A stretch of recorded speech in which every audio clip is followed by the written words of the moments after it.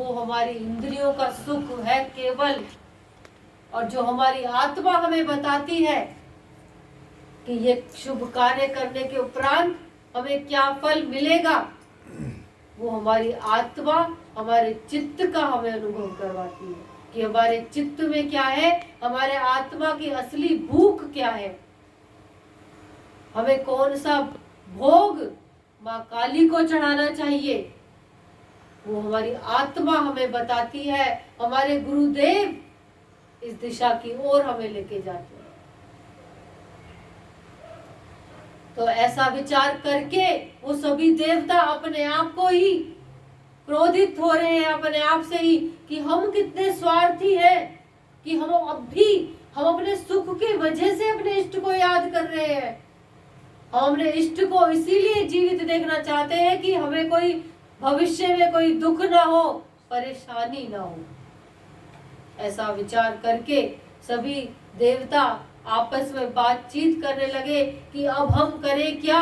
कैसे पुनः अपने इष्ट को प्राप्त करें, कि जो हमसे चूक रह गई अपने इष्ट से मांगने के लिए,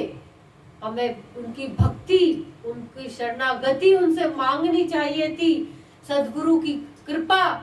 उनसे मांगनी चाहिए थी कि इसी जन्म में हमें कोई ऐसा सद्गुरु मिल जाए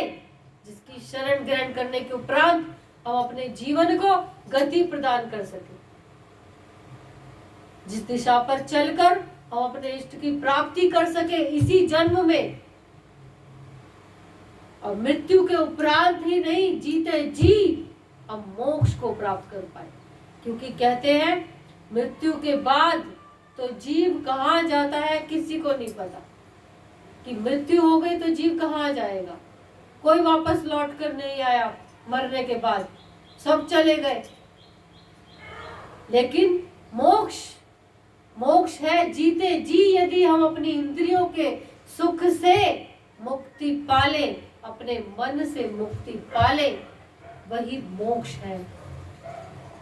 यदि हम अपने मन को कंट्रोल कर ले तो वही मोक्ष है। और माँ भगवती श्रीमद् देवी भागवत की कथाओं में हमें मोक्ष की